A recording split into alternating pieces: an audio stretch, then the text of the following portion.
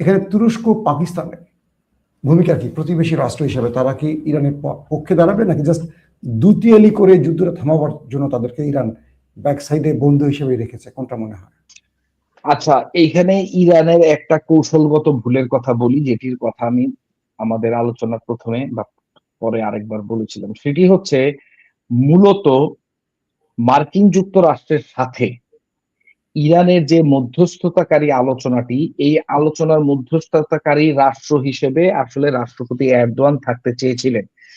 কারণ এরদোয়ান জানতেন যে এটি যদি ওমানে অথবা জেনেভার মতো জায়গায়, যেখানে আসলে ওমানের কূটনৈতিক দক্ষতা আর তুরস্কের কূটনৈতিক দক্ষতা কিংবা কূটনৈতিক গভীরতা এক নয়। ওমানের যে কূটনৈতিক গভীরতা, এটি ওমান কয় কয় বছর হয়েছে একটি রাষ্ট্র হয়েছে, তাই না? অথচ তুরস্কের এই অঞ্চলে তুর্কি জাতির বসবাস প্রায় 1000 বছর। সেই 1071 সালে আল সুলতান আলপার্সলানের সময় থেকে, সেই সময় কত সাম্রাজ্য এসেছে গেছে, কিন্তু তুর্কি জাতি এই ভূখণ্ডে আনাতোলিয়াতে তাদের স্থায়ী বসবাস করছে। এবং এই এই তুরস্কের কূটনৈতিক গভীরতা আসলে আপনি যদি দেখেন, 250 বছর বয়স্ক মার্কিন যুক্তরাষ্ট্রের চেয়েও বেশি।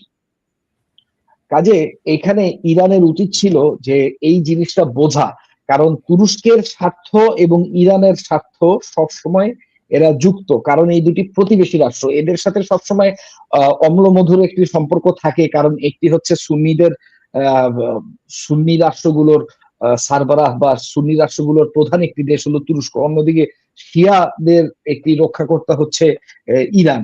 এই মাযহাবগত কারণে কিন্তু দুটি রাষ্ট্র প্রতিবেশী, একই ভাষাভাষী। আপনি জানেন কিনা জানি না, ইরানের প্রায় 40% মানুষ কিন্তু তুর্কি ভাষাভাষী, আফগানিস্তানের প্রায় 33% মানুষ কিন্তু তুর্কি ভাষাভাষী। কাজে এই অঞ্চলের মানুষগুলো, এই যে আফগানিস্তানের উত্তর পশ্চিমে যে নর্দার্ন যে অঞ্চলগুলো রয়েছে, উজবেকিস্তানের সাথে তুর্কমেনিস্তানের সাথে, এই অঞ্চলের মানুষ আর তুর্কির ভাষা প্রায় কাছাকাছি। আর ইরানের যে তুর্কির ভাষাটা, এটা যে আধুনিক তুর্কিশ ভাষা, এই আধুনিক তুর্কিশ ভাষার একটি ডায়ালেক্ট, অর্থাৎ আজারি যে তুর্কিশ ভাষা। কাজে এদের মধ্যে ধর্মগত সাংস্কৃতিকগত মিল অনেক বেশি অমিলের চেয়ে। কিন্তু ইরান রাজি হয়নি তুরস্ককে দুতিয়ালি করতে দেওয়ার জন্য, কারণ ইরানের ওই সিরিয়ার বিষয়ে তুরস্কের উপরে তাদের যে অভিমান বা রাগ, এই রাগটি এখনো কমেনি। কিন্তু এই ভুলটা যদি না করতো, তাহলে হয়তো ইরান এই মুহূর্তে আক্রান্ত হইতো না। কারণ আপনি দেখেছেন, এই দখলদার দেশটি প্রাক্তন প্রধানমন্ত্রী, তিনি কিন্তু বলেছেন তুর্কি হচ্ছে দ্বিতীয় ইরান, কাজে প্রথমে ইরানকে খাবো, তারপর তুর্কিকে খাবো। কাজে এখানে কিন্তু ইরানকে রক্ষা করাটা বা ইরানকে আরো শক্তিশালী করাটা, এটি তুরস্কের নিজের স্বার্থে, নিজের ব্যক্তিগত স্বার্থের জন্য কিন্তু তুরস্কের জন্য এটি গুরুত্ব বহন করে। আবার একই সাথে একই ধর্মের অবলম্বী, যদিও মাযহাব ভিন্ন এবং একই ভাষাভাষী, এবং এই দুটি জাতির সাংস্কৃতিকগত অনেক মিল রয়েছে, তারপরেও এই ইরান কিন্তু তুর্কিকে দুতিয়ালি করার সুযোগ দেয়নি। তারা চুজ করেছে ওমানকে, মার্কিন যুক্তরাষ্ট্র চুজ করেছে সুইজারল্যান্ড, জেনেভা। এই দুটি স্থানে হয়েছে এবং তাদের কূটনীতিবিদরা সেখানে মজুদ ছিল। ফলে এই দুটি রাষ্ট্রই আসলে ইরানের যে আঞ্চলিক স্বার্থ, এই আঞ্চলিক স্বার্থের সাথে অ্যালাইন না। আরেকটি বিষয় একটু আলোকপাত করি। সৌদি আরব এই শয়তানি অক্ষ, অর্থাৎ সংযুক্ত আরব আমিরাত ও দখলদার দেশটির যে একটি অক্ষ রয়েছে, এই শয়তানি অক্ষ থেকে সরে এসে ইরানের পাশে দাঁড়িয়েছে। তুরস্ক সবসময় ইরানের পাশে ছিল। যখন ইরানকে সবচেয়ে শক্তিশালী স্যাংশন গুলো বা অবরোধ গুলো দিয়ে এমন করে দেয়া হয়েছিল যে ইরানে একটি প্যারাসিটামল তৈরি করার যে র মেটেরিয়াল, সেটি পর্যন্ত প্রবেশ করা মুশকিল ছিল, সেই সময় কিন্তু তুরস্ক ইরানের পাশে রসদ, ঔষধি, খাদ্যদ্রব্য, অস্ত্র শস্ত্র বানানোর সরঞ্জাম দিয়ে সবকিছু নিয়ে ইরানের পাশে দাঁড়িয়েছিল। হ্যাঁ, তারা অবশ্যই ব্যবসা করেছে, কিন্তু তারা কিন্তু ওই ব্যবসা করেনি যেটি ভারত ইরানের সাথে করে। যেমন ভারত ইরানের যে তেলগুলো ক্রয় করে, সেগুলো কিন্তু মার্কেট প্রাইসের চেয়ে অনেক কম মূল্যে ক্রয় করে। তুরস্ক কিন্তু ইরানের সাথে সেটি করেনি, যেটি ন্যায্য মূল্য সেটি নিয়েছে। বিনামূল্যে তো আর এত সরঞ্জামাদি দেওয়া যাবে না। কিন্তু আমেরিকার, মার্কিন যুক্তরাষ্ট্রের, আপনি দেখুন তুরস্কের সবচেয়ে শক্তিশালী ব্যাংক হাল্ক ব্যাংক, এই ব্যাংকটি অনেকগুলো অবরোধ খেয়েছে শুধু ইরানের সাথে ব্যবসা বাণিজ্য করার জন্য। এই ব্যাংকের জেনারেল ম্যানেজারকে মার্কিন যুক্তরাষ্ট্র দাওয়াত দিয়ে এনে জেলে ঢুকিয়ে দিয়েছিল। আপনার মনে আছে কিনা মাসুম ভাই, 16-17 সালের সেই বিভীষিকাময় দিনগুলো, যখন রাষ্ট্রপতি ট্রাম্প প্রথমে এসেছিল এবং তুরস্কের উপর নানান কারণে চড়াও ছিল এবং তুরস্ক বাধ্য হয়ে রাশিয়া থেকে S-400 আকাশ প্রতিরক্ষা ব্যবস্থা কিনেছিল। তো যাই হোক, তো এই ঘটনাগুলো এটাই প্রমাণ করে যে আসলে ইরান তুরস্ক একে অপরের পরিপূরক এবং প্রতিবেশী।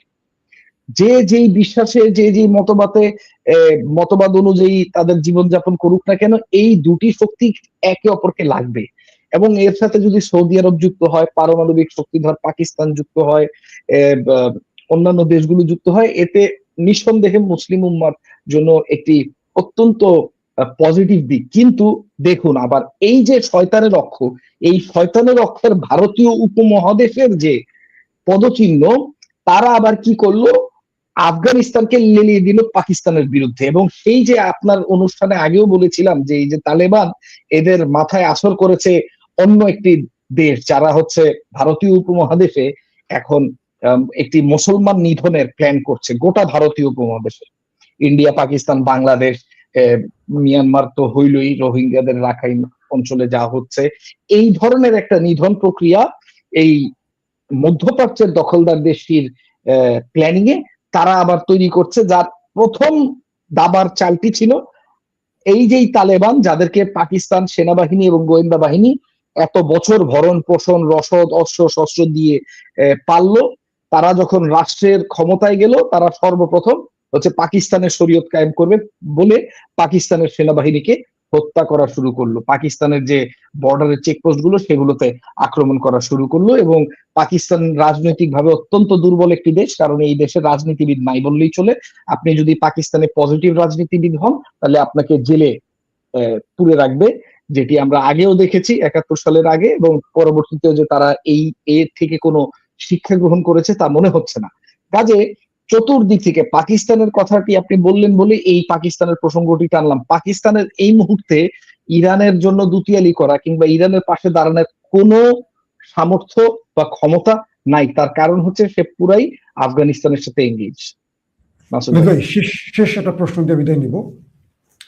ইরান যদি আরো বেশি আক্রান্ত হয়, আজকে ইরান হরমুজ প্রণালী নিয়ে কি প্ল্যান করছে, আর ইরানের পাশে প্রক্সি বাহিনীগুলো, ইয়েমেনের হুতি, ইসলামিক রেজিস্ট্যান্স, হিজবুল্লাহর ভূমিকা কি হবে, আর সর্বশেষ যে বিষয়টি জানবো, সংক্ষিপ্ত বলে দিবেন যে আমেরিকা কি থেমে যাবে, নাকি আমেরিকা লং টাইম যুদ্ধ করবে? লং টাইম যুদ্ধ হলে ইরান বা খামেনি সরকার যেটা বলেছে যে আমরা লম্বা সময়ের জন্য যুদ্ধ প্রস্তুতি নিয়ে মাঠে নামছি, এটা দিয়ে আমরা শেষ করতে চাই আজকে লাইভ সেশনটি। ধন্যবাদ মাসুম ভাই। হিজবুল্লাহর এই মুহূর্তে ইরানের পাশে খুব বেশি শক্তি নিয়ে দাঁড়ানোর সামর্থ্য নাই, কারণ আপনি জানেন ওই পেইজার ঘটনার মাধ্যমে হিজবুল্লাহর মেরুদণ্ড ইসরায়েল ভেঙে দিছে। হুথি এমন একটা শক্তি যারা হচ্ছে দুনিয়ার কোনো কিছুরই পরোয়া করে না, তারা অবশ্যই ইরানের পাশে থাকবে। তাদের শক্তি সামর্থ্য অনুযায়ী তারা এই দখলদার দেশগুলোকে মারণ কামড় দিয়ে যাবে। এর বাইরে ইরাকের বিষয়টি যেটি হচ্ছে, সেটি হচ্ছে ইরাকের ইরানপন্থী মিলিশিয়া হাসদি সাবির হেডকোয়ার্টারে আজকে মার্কিন যুক্তরাষ্ট্র বোমা বর্ষণ করেছে। সেখানে হতাহতের ঘটনা অনেক বেশি। কাজে ইরাকের বিষয়টি, আবার ইরাকের যে কুর্দিস্তান অঞ্চল, সেখানকার লোকেরা আবার খুব বেশি ইরানের প্রতি সহায় নয়। এবং সেই অঞ্চল দিয়েই এই যে সিরিয়ার যে প্রশিক্ষিত কুর্দি বাহিনী, তারা ইরানে প্রবেশ করার একটি লজিস্টিক্স লাইন তৈরি করছে বলে গোয়েন্দা তথ্যে আমি জানতে পেরেছি। এটি হচ্ছে যে দেখুন, একটি দেশে যখন আপনি রেজিম চেঞ্জ করবেন, মার্কিন যুক্তরাষ্ট্র কি চাচ্ছে, যে ইরানকে তো সে দখল করতে চাচ্ছে না, সে চাচ্ছে ইরানে তার লোক অর্থাৎ শাহ পাহলভি কে বসায় দিতে। এই জন্য তার রেজিম চেঞ্জ করতে হবে। রেজিম চেঞ্জ করার আগে তিনি কি করলেন, এই যে ইউনিভার্সিটি গুলোতে বিভিন্ন জায়গায় বিভিন্ন ধরনের বিদ্রোহ শুরু করালেন। এতেও রেজিম চেঞ্জ হয়নি, কারণ 60% লোক, 65% ইরানবাসী এই রেজিমের পক্ষে ছিল। এবং এই বাস্তবতাতেই যখন দেখলো যে এতে কাজ হচ্ছে না, তখন কি করলো, এই যে বিভিন্ন চাপ, পারমাণবিক উসিলা এবং এই যে ইরানে হামলা করলো। এখন ইরান যদি জাতি হয় কি, ইরানিরা একটি অত্যন্ত গৌরব উজ্জ্বল ইতিহাস সম্পন্ন একটি জাতি, তারা এর মাঝখানে তাদের বিভাদ টিভাদ বললে তারা এক হয়ে যাবে। তারা রেজিস্ট্যান্স অর্থাৎ বিরোধিতা পয়দা করবে তাদের দেশে। কিসের বিরুদ্ধে? মার্কিন এবং দখলদারি আগ্রাসনের বিরুদ্ধে। এর মাঝে যদি এই অঘটনগুলো ঘটে, অর্থাৎ ইরাক এবং এই যে সিরিয়ার এই কুর্দিরা ইরানের ভিতরে যদি কোনো সশস্ত্র বাহিনী ইরানের পিছন দিক দিয়ে আঘাত করতে চেষ্টা করে, শুধু এবং শুধুমাত্র এই ঘটনাগুলোর যদি সম্পূর্ণরূপে সফল হয়, শুধুমাত্র তাহলেই ইরানের রেজিম চেঞ্জ করা সম্ভব। অর্থাৎ বহিঃশত্রু এবং ভিতরের শত্রু যদি সাইমালটেনিয়াসলি একসাথে হয়ে ইরানকে আক্রান্ত করে, এর বাইরে আমার মনে হয় যে আপনিও জানেন, যে কেউ এটার জন্য খুব বেশি পণ্ডিত হওয়ার প্রয়োজন নাই, যে আকাশ পথে হামলা করে বা বিমান হামলা করে কোনো দেশে রেজিম পরিবর্তন করা যায় না। আপনি এই আয়াতুল্লাহ আলী খামেনাইকে মেরে ফেলবেন, আরেক আয়াতুল্লাহ রেহবার হয়ে যাবে, ধর্মীয় নেতা হয়ে যাবে। কাজে আপনি এইভাবে হত্যা করে এটাকে বন্ধ করতে পারবেন না, এটা মার্কিন যুক্তরাষ্ট্র জানে। এই কারণে তারা আবার এই যে ল্যান্ড যুদ্ধে, অর্থাৎ যারা ইরানের ভূখণ্ডে প্রবেশ করে যুদ্ধ বিগ্রহ করবে, এরকম কিছু প্রক্সি বাহিনী তারা তৈরি করেছিল এবং তারা এগুলোকে রেডি করেছে। এই ওয়ার্নিংটা তুরস্ক প্রায় 2013-14 সাল থেকে ইরানকে দিয়ে আসছে, যে দেখো এই যে পিকেকে, এরা আমারও শত্রু, একসময় দেখবে এরা তোমারও শত্রু হবে। আজকে হচ্ছে সেই দিনটা যে এরা এখন ইরানের জন্য আসলেই হুমকি হয়ে দাঁড়িয়েছে। কাজেই নিঃসন্দেহে ইরানেরও এগুলোর জবাব রয়েছে বলে আমি মনে করি, কারণ ইরান একটি অত্যন্ত পুরাতন রাষ্ট্র এবং তাদের কূটনীতিও কিন্তু একেবারে, তাদের কূটনৈতিক গভীরতাও কিন্তু একেবারে কম নয়। অলিক ভাই, আমার দর্শকরা বারবার প্রশ্ন করছে আমাদের দুজনের ড্রেসের কালার এক কেন? আপনি বলেন তো আমাদের দুজনের আজকে ড্রেসের মিলে কালার গেছে ভাই, আমি বলিনি। আমি অলিক ভাইয়ের উপর খুব ক্ষেপে আছি, কারণ হলো যে তিনি ভাবিকে নিয়ে তুরস্ক থেকে বাংলাদেশে এসেছিলেন, আমাদের তার্কিশ ভাবি, অর্থাৎ অলিক ভাই বিয়ে করেছেন একজন তার্কিশ মুসলিম মেয়েকে, বাঙালি না। তো তিনি আমাকে সারপ্রাইজ দেওয়ার জন্য এসেছিলেন। তো আমাকে বলছিলেন রাতে আমরা একসাথে খাবো। তো দিনে আমরা একসাথে বসছিলাম আমি আর অলিক ভাই, কিন্তু ভাবিকে নিয়ে রাতে বসার কথা। রাতে তিনি ইমার্জেন্সি কাজে ফিরে গেছেন তুরস্কে, যে কারণে আমাদের টাইমিংটা দেখা হয়নি, মানে আমার টাইমিংটা হয়নি আর ভাবিকে দেখা হয়নি। এই জন্য আমি মাঝখানে তার সাথে রাগ করেছিলাম। তো ইনশাল্লাহ আবার আসবেন ভাবিকে নিয়ে বাংলাদেশে, আমরা আবার বাংলাদেশ ঘুরে আপনি আসেন তার্কিতে, পরিবার নিয়ে তার্কিতে বেড়াইতে আসেন ভাই। আমি আসবো ইনশাআল্লাহ, আমার প্ল্যান আছে। ওমরায় আসবো, তো ওমরা করতে এসে তার্কি বেড়ায় যাবো। অবশ্যই অবশ্যই। জি, অলরেডি আমরা আজকে শেষ করছি। আমরা চেষ্টা করব প্রতিদিন রাতে, যদি চেষ্টা করি, আপনি একটু সময় দিবেন, আমরা স্বল্প পরিসরে হলেও একটু আপডেট নিয়ে বসবো ইনশাআল্লাহ।